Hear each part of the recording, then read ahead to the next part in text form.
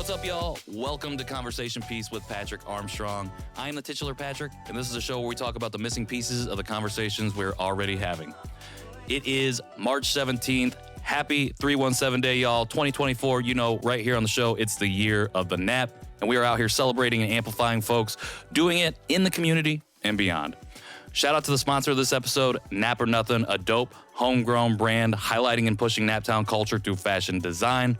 All threads in the shop are produced locally by Circle City Prints. They got Slum House in there. They got really dope things in there. Check out the shop 7 days a week at 525 Mass Ave. Follow them on IG, Nap or Nothing Shop, with the underscores between each of those words. And you can check them out online and shop at napornothing.net. Get your gear from Nap or Nothing right now. Shout out to Dude Maxi. Speaking of celebrating folks who are doing it in the city, my guest today has quickly made a name for himself as one of the young legends of Indianapolis hip-hop, and I don't think nobody loves the city like he does. It is an honor and privilege to welcome Mr. 42K, Mr. How You What, 4200 Kory to the show. What's up, man? What's up, man? That's a hell of an intro, man. I appreciate it, man. Really. I try. I love doing the intros. I love hyping people up. That's what the show's about. Yeah, man. Thank you, man. Thank you. Absolutely. For folks who may not know who you are, do you mind sharing just a little bit about yourself? Yeah, I go by 4200 Kory. I'm an artist, songwriter here from the east side of Indianapolis, Indiana, the greatest city on earth. Hell yeah. And yeah, man, I've been doing music for about the past 3-4 years now, and we've seen a lot of success. So, in relation to what your opening statements were. Hell yeah, I'm here for that's it. Why.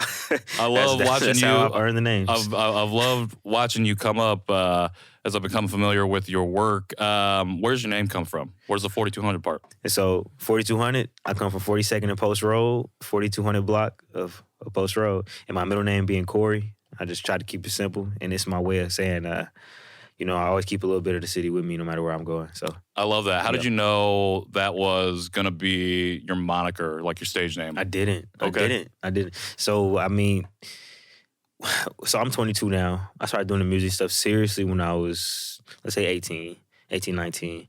And, I was doing this music stuff in school in Baton Rouge, went to Baton Rouge, tried to get out the city, see something new. Okay. And, didn't see much difference, but I may not have chose the perfect place for it. But, yeah, I went down to Baton Rouge, got to see a little different things, dropped some music, came back home, and the reception was just a little larger than I expected. Okay. And so when I came home, we started knocking out shows, and the name was already there. It was just the name. And that's what's up.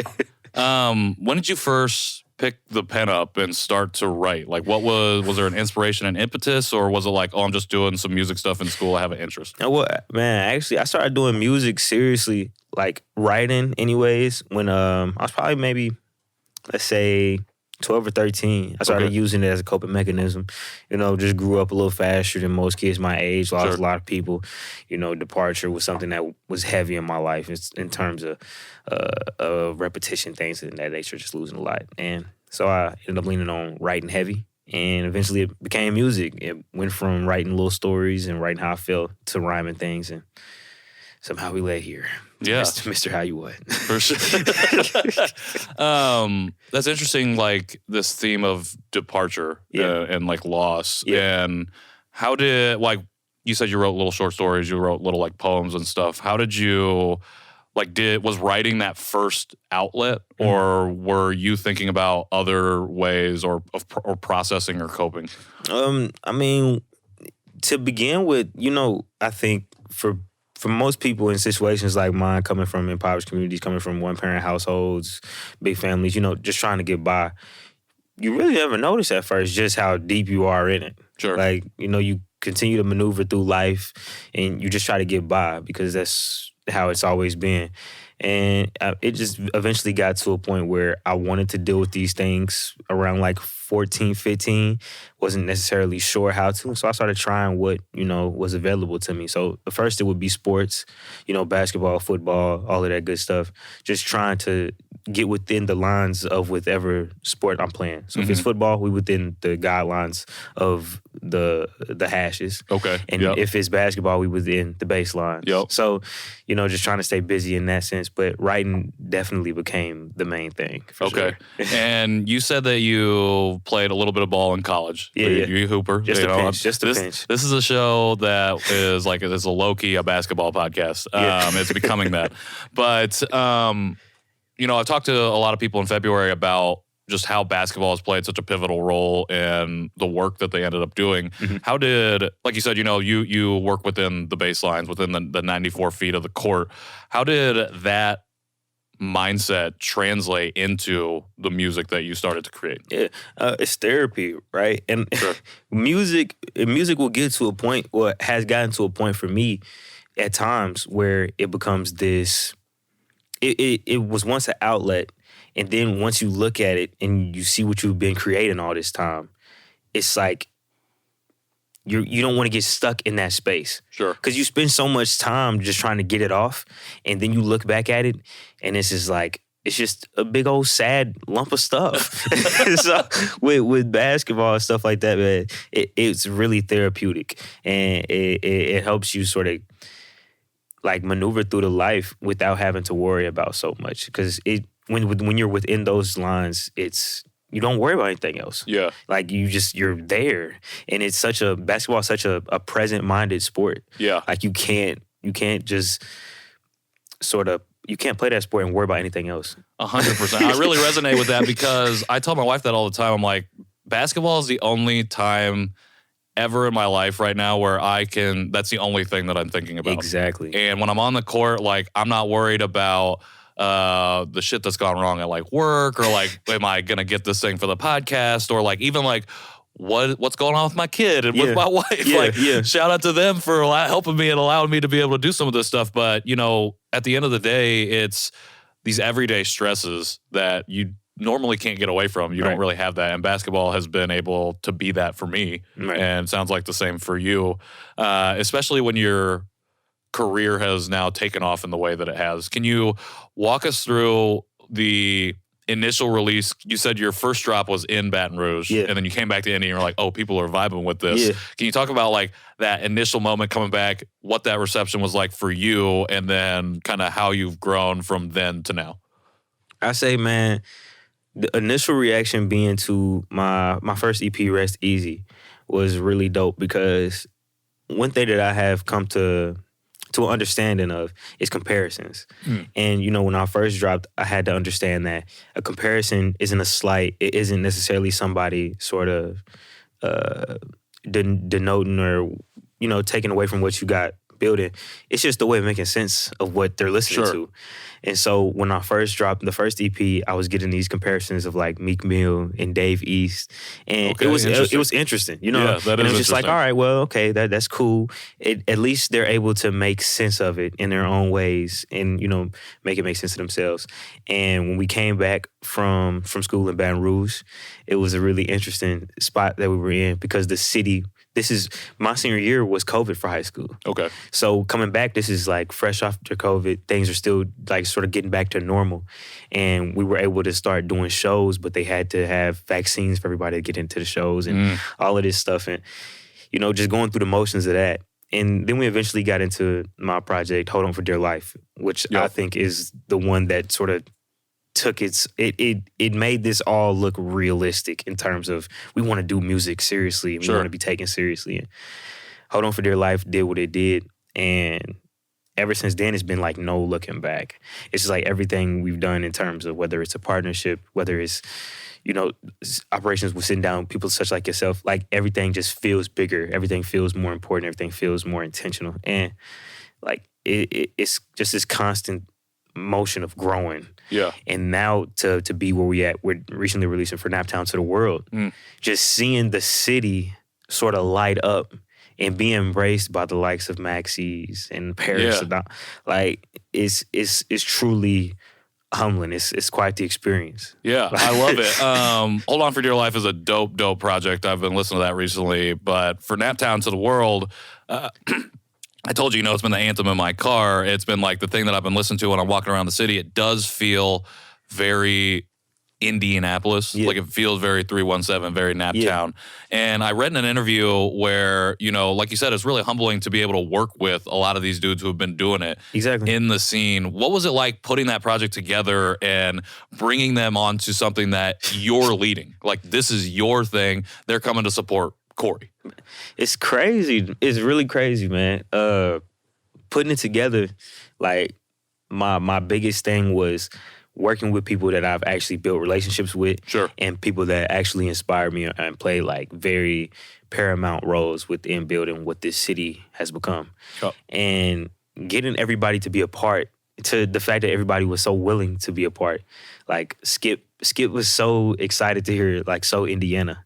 Yeah. And I remember playing it for him. He was like, bro, this sounds like some mad scientist stuff. Hey, yeah. So like we knew we had something special just based off of how everybody sort of treated it before it ever dropped. Like the way we went about studio sessions was like I locked in an entire month and just like was like I didn't get much sleep. I spent so much time just tweaking songs, coming in, having studio sessions here. I had to like there was some type of divine timing with everybody being able to make it on time all together. Hey. Like the Hotbox record with me, Stokes, Fox, Fire Sirius. record, dude. Somehow we managed to get all three of us in the studio at the same time. And then like just having the production that we had with the likes of Macalays. And it was fire, man. It was fire. Like I look at these types of opportunities, I look at the stuff that we were able to do within the city, and I think just how blessed we are to be able to pull it off. And 100%. not even just pull it off, but actually have it be embraced and receptive with. I love it. I think it's so indicative when you just look at the artwork. Like you have all these dudes show up on the cover like that, and it feels like, oh, this is a community. Like this is a community of people who put this together. Yeah, see, bro, and that's what I'm saying. Like that's another example, because that's probably what a 15 degree day. Oh, damn, and everybody pulled up to sit here and kick it with us. And yeah, man, it's just like when people made it seem that important, it made it all the more better when it released. 100%. And people were able to understand, like, oh, like we believed in the vision, but now, like, now that it's out and we actually get to listen to, like, it's amazing. So it's really dope. I love that. When I was talking to Skip last month, he talked about how he doesn't think that there's really like a Naptown sound. And it's because there's so many people, so many different artists who create just really diverse versions of music or hip hop specifically.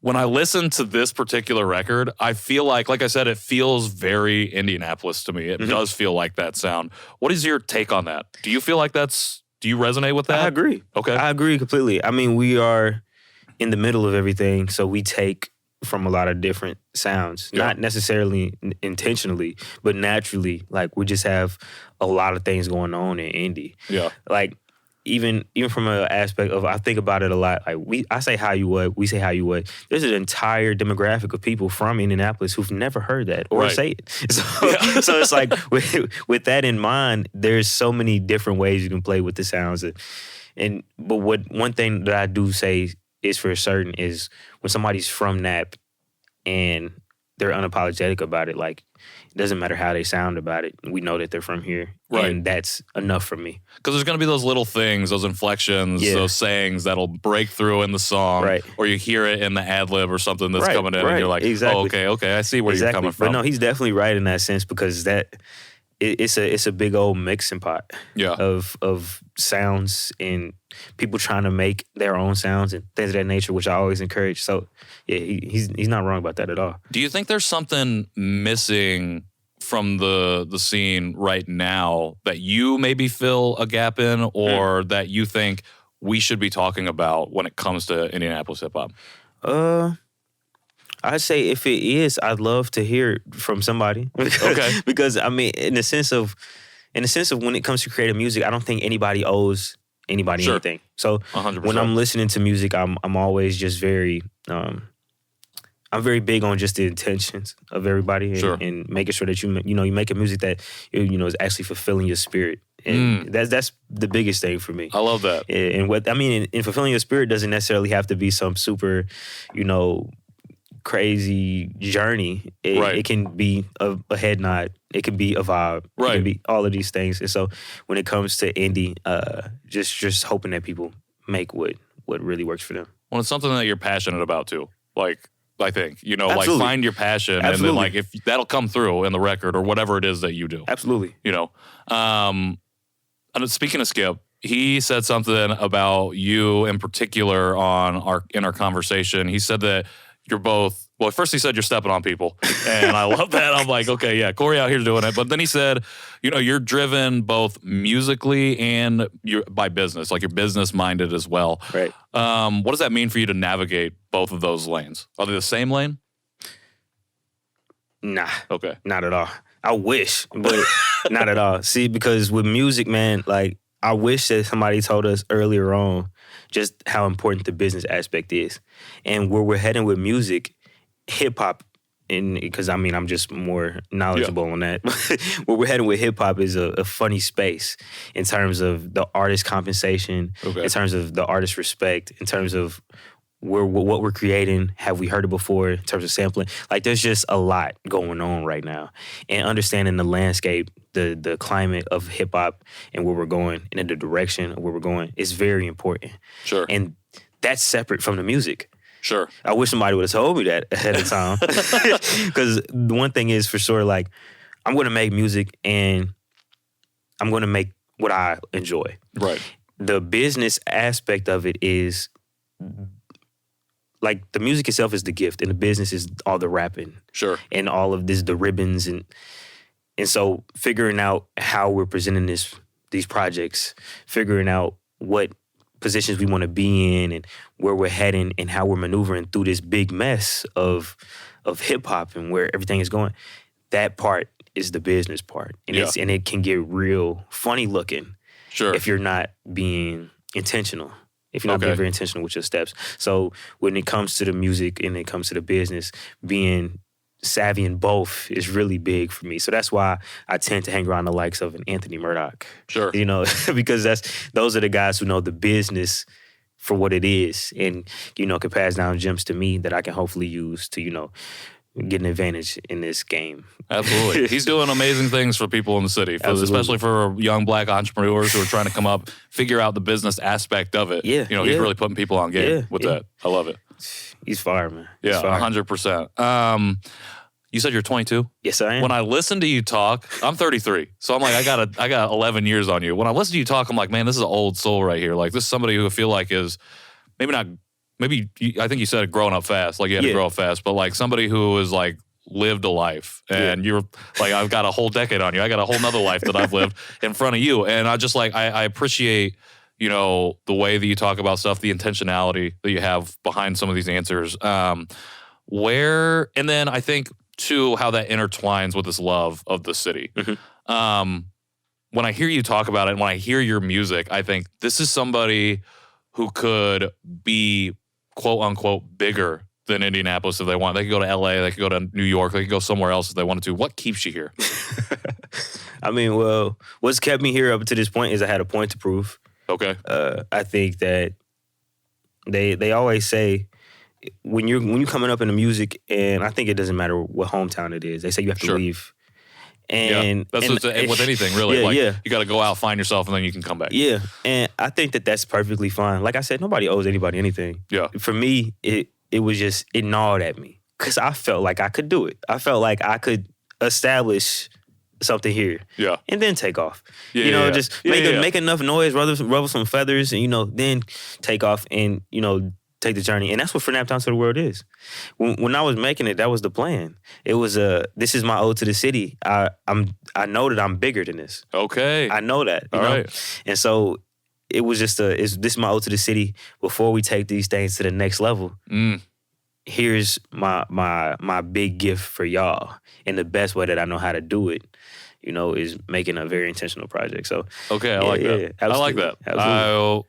Maybe we'll get into what maybe is coming next, where those places that you're going a little bit. But talking about For Naptown to the World, I feel like it is, like you said, it's an ode. Like it really does feel like a love letter to the city. It is. And I guess you just talked about it. My question was going to be like, when did you know this was the right time for this particular project? But this is like the point that you're proving. Yeah. That's what this stands for, right? Yeah. I think the whole thing is just banging from front to back. I love, especially if I had the pregame podcast come on and like really pull everything together. And it's like this one, like the whole, I think, through line is like, oh, you're having this party. Yeah. That's going on, which leads into like Kick It and then closes out, which I think is really interesting. But my favorite back-to-back run is the title track and then With Love. Yeah. Because I think you have Murdoch on there who speaks really powerful things about yourself and the way that this project comes together. And then on With Love, Maxie's got a fire verse. And I really felt like your final verse, I feel like the whole thing is structured really well. I love how they lead into each other. But I like how it shifts at the end. And you come in and you speak really in a few short bars about your experience, your story a little bit from Heron High to where you're at now. What stands out to you as you reflect on your journey and get ready to go to, I was going to say bigger and better things, but to the next thing. Right. To the next thing for you, whether it's in the city still or somewhere else. What really stands out for me, man, like, is, and I mean, it goes back to your question about the timing of the project. Sure. So where we're at, like, as a city, is there's no guarantee that we can ever be in this spot again where this is like this rising. Like, let's say that everybody's right and we're on to something. Sure. To be a part of this specific time is amazing. Yeah. It's amazing to look around and see the city flourishing on what seems like all angles. Yeah. And so for me, that's what stands out. It's just the timing of everything. For me, I think that the timing of everything has been very kind to me. Sure. In the sense of, you know, being able to shake hands and get to, not even just shake hands, but to get to know these people that I associate myself with and to get to know that they actually believe in me. Yeah. So I think what stands out the most is just where we are as a city and just how much support, genuine support, is here.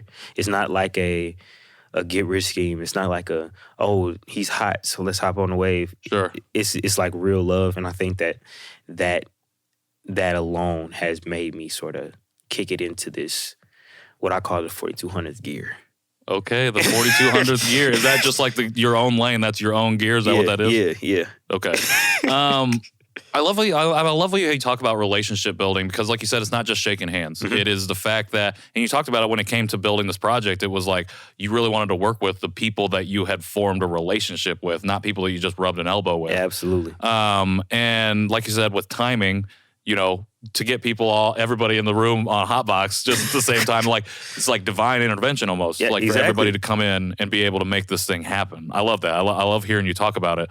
And I feel like it's very evident the passion that you have for something like that, even though you might be, again, going somewhere else to take your story, to take your craft to the next level, whatever that might be. Right. Yeah. Right. What would you want to see from an infrastructure standpoint for hip hop in the city? Like what would you hope that what you do and what you've done, what like Maxie and Skip is doing, Draco, what Sirius Black is doing, what would you want to see from an infrastructure standpoint for people that, like yourself, might be coming up after you, the next Kory?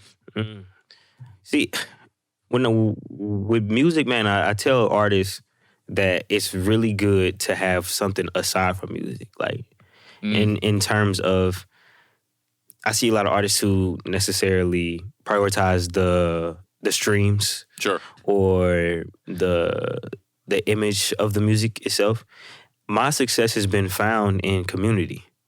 So with building something alongside the music to give people not just merch or anything like that, but give them an experience. Yeah. Finding ways for artists to give experiences that are relative to their brand and their passions. I think that's the biggest thing. Because, I mean, we see it with podcasts with Draco, me doing the Crossroad crossover and having basketball competitions, things of that nature. Maxie hosting beyond, I don't know how many events. Everything. So, you know, just creating an experience for people.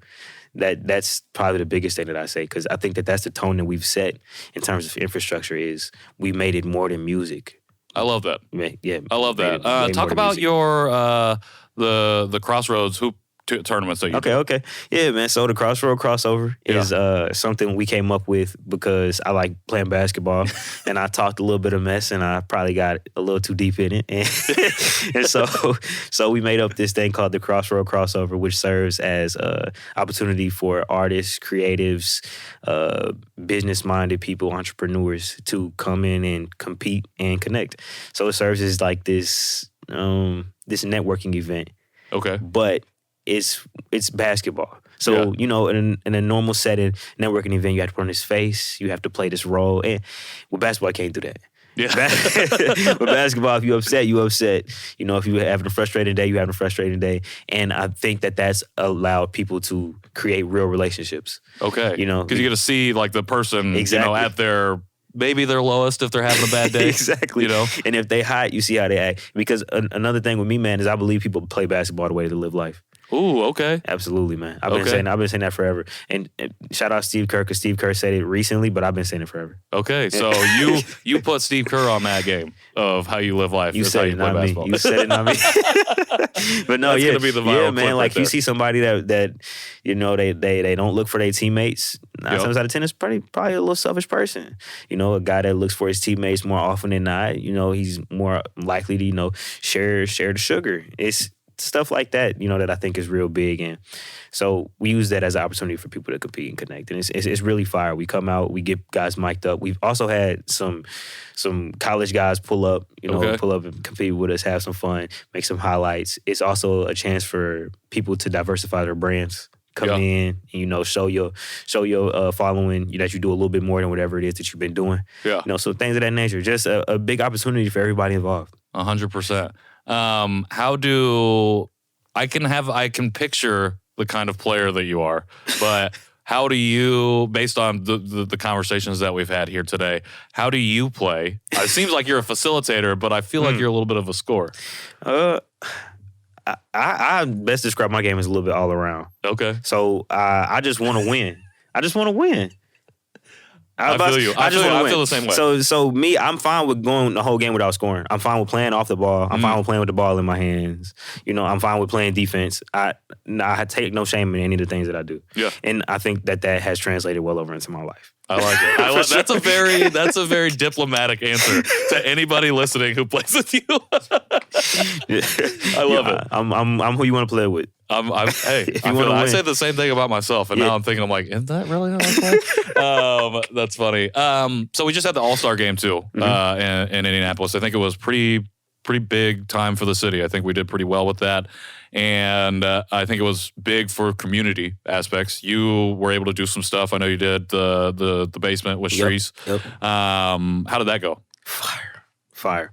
It was amazing, man. One of my favorite shows ever. Yeah. Yeah, absolutely. Why was it one of your favorite shows? It was one of my favorite shows. I mean, aside from it being packed out and crazy, like the energy was insane. You just love to see stuff like that, especially considering the weather, traffic, all of those things. Did you perform? You were Friday, right? I was Saturday. Oh, okay. Yeah. But Friday was crazy. Friday was crazy. But Saturday was pretty cool, man. People pulled up. Everybody showed love. And we got to do new records. We got to do So Indie, and I got to see how that was receptive. Yeah, we got to see how that was receptive. Came out with Murdoch introduced me. That's dope. Got to perform for Naptown to the title track. It was fire. We had a good time, and I performed some unreleased stuff. So it was pretty dope. Okay. Yeah. We're gonna get to. I'm gonna ask you about the unreleased stuff, but I gotta ask because we're still coming off of All Star Celebrity Game. Mm-hmm. We talk about your all around game, but if you were tapped to play in that game, how many points you putting up? I give you 8. 8 points? Because I'm not going to go out there and even try to That's not me. He's giving you the side eye right over here. I'm not going to have... I mean, if he thinks I have more, then I have more. But at a bare minimum, I'm going to get 8. Okay. I don't know. It depends. They also be throwing some guys in there from the NFL. Right, that's true. If DK Metcalf is guarding me. And Micah Parsons, I saw it out there. I'm getting you 20 assists. Give me the celebrity all-star assist. Yeah, give me the all-star assist record. Yeah, I like it. I'm here for that. All right, let's talk about new music, what you got coming up next. For you, there's been so much love for this record. And you're putting the cherry on top with the shows and stuff you got coming out. Are you doing touring with this? Are you going to do, what do you got coming up? Man, so as of right now, man, we doing a whole lot of sitting around talking to people, man. Okay. So it's been a grind. Like, we coming off of a big project, pushing it, and still pushing it in the right areas, making sure that it's doing what it's supposed to do and reaching its max potential. And aside from that, working on singles, collabed with a couple of big producers recently. Okay. I can't say no names, but aside from that, man, like it's a lot of fun stuff coming, bro. Like, that's what's up. So, like, for the time being, it's really just big for us just to embrace where we at right now before we take those next big steps. Yeah. But big records coming, really dope stuff coming, and I can't wait to show y'all, man. Cannot wait to listen. It's March 17th, 317 Day. Yeah. What do you got going on today? Everything in the world, man. So Nap or Nothing's hosting, of course, everything. I mean, it's events all throughout the day. Yeah. So I will definitely be performing later on today. For sure. Alongside the likes of Armani Trade Niner and Midwest Leak. So it's gonna be. I mean, it's fun, man. Yeah. Last year was crazy. Last year was insane. We got to see just so much magic of the city in one space. Yeah. And every time stuff like I still have my wristband from it. Okay. I saved it. Yeah. Like, so like I'm geek, man. I'm geek. It's just like 317 Day is truly a holiday I think deserves to be national. But, for sure. Yeah. You be coming, so no matter where you go, you're coming back every March 17th. Got to. I'm having that day blocked off. You got the I had day. it blocked. I had it blocked off for this year. I like it. I say whether we had something or not. I was like, I'm spending that day. I'm gonna recoup or something. For sure. Well, yeah, like you don't even have to perform. You just be showing up at the stuff, and I feel like you've carved out the space for yourself where people know your name, people know you, and to just pull up on the event is a thing in itself. Yeah. Oh yeah. It's the experience. Yeah, bro. It's a beautiful thing, man. 100%. It's a beautiful thing, and then with those guys, it makes it even better. Yeah, 100%. Okay, let me ask you this before we start to wrap up and get out of here. Who are some folks right now that you're really vibing with in the scene? Like, who are you bumping? Oh, this is a great question. I like too many people. Let me see. As of right now on the scene, my guys, of course, so my creative collective, Slum Baby Family. So it would be me, Macalades, my guy King Dierre, who is currently based out of Jacksonville. Okay. I mean, not Jacksonville, Jackson, Mississippi, at JSU. He's attending JSU. So yeah, he's currently down there doing his thing. He just released his new EP, The Farthest, which is fire. I love that joint. Macalade's latest work has been fire. Who else I've been listening to heavily? Sirius Black's new project, Bloody Knuckles' new project. Skip just dropped. He's getting ready to drop his next project. I'm geeked about that. Always listening to Maxi throughout the day. Baby Ebony's a favorite. Fox is getting ready to drop. His stuff's been amazing. I've been listening to Jet Santiago, who's another artist I really enjoy. I'm on his latest project. Yeah, he got some good stuff, and he's a great performer. I love watching him perform. Flacco is bored. Fan. Guy who dropped a phenomenal album, Double A. Double A's album is really good. Double A is really good. Yeah. As far as guys in the city, yeah, I love those guys right there. Bet we're gonna put all the links to everybody in the show notes so people can get on game with that. Those guys are fire, man. And then I guess my last question, thinking about the future, I want to go back to the past a little bit. Mm-hmm. Who were your biggest inspirations when you were coming up? And like, what would you say to them now that you've carved this space out for yourself and you've put your stamp on for Naptown to the world? So my biggest influences would be, like I said, Ebony. Maxi's in there for sure. Skip is definitely on there. The likes of Big Wook is up there. These guys set the tone, right? So for me, I couldn't be Kendrick Lamar first. I had to be Skip first. Okay. In order for me to take the steps. That's what I always felt like I had to take the steps, right? And what's cool is I don't have to wonder what I say to him because I get to talk to him now. Yeah, so, hell yeah. So, I mean, I tell them, like, it's crazy. Like, I was on the bus listening to your music. It helped me get through stuff. Like, to think that it's come full circle and we do music together. Yeah. We perform. Like, I just did a show with a feature that me and Skip are on Jet's Santiago song. And in the middle of this show, like, it felt surreal for a second. It was like I'm hyping him up. He hyped me up. I'm like, bro. And me, I'm kind of a jerk. So like I tell people they old all the time. Oh yeah, yeah. So like it's like, bro, like you are really old, but like you my guy. Like this is crazy. Like you've been doing this for so long, and it's just setting that tone is really dope. Yeah. So like getting that, be able to talk to the Maxi guys who really build something bigger than music, and honestly, what I have sort of built my blueprint around. Yeah. Is really dope. I love that.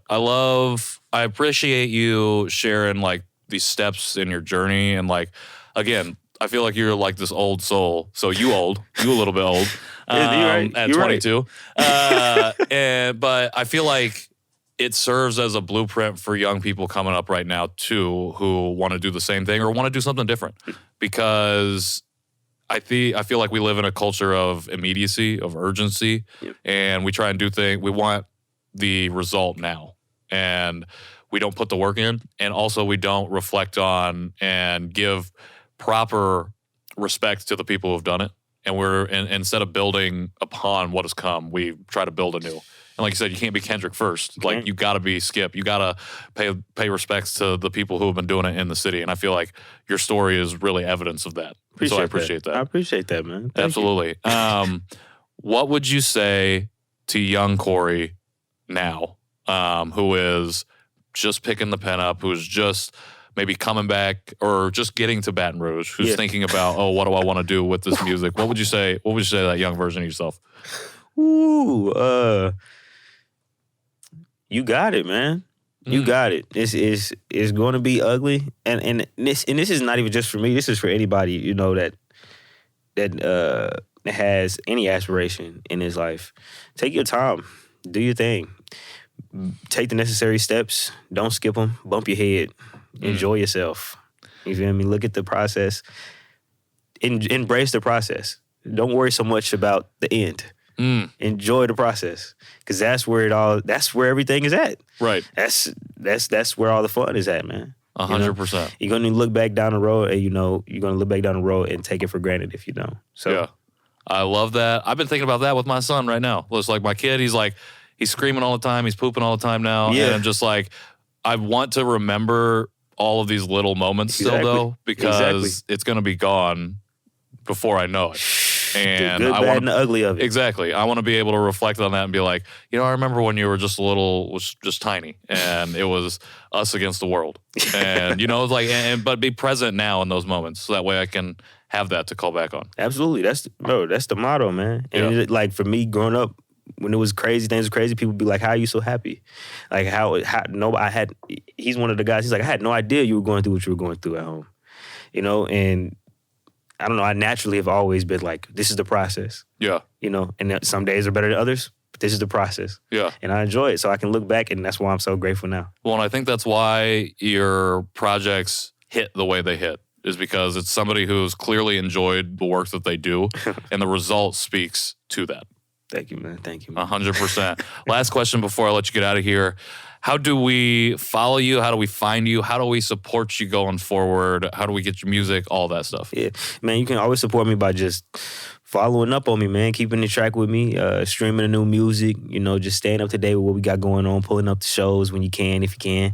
But you can always find me at 4200 KORY 4200 Kory, all platforms, all social medias. Besides TikTok, you got to spell it out with the words. Okay. But other than that, yeah, you can find me 4200 Kory everywhere, and I will always be rapping good and showing a lot of love, and you can see for yourself. Hell yeah, I love that. We will have all of that linked in the show notes for you. Kory, thank you so much for sitting down with me and having this conversation. I appreciate everything you dropped for us. Thank you for having me, man. Absolutely. Macalades, I appreciate you just sitting and chilling with us and giving the side eyes when we were talking about basketball.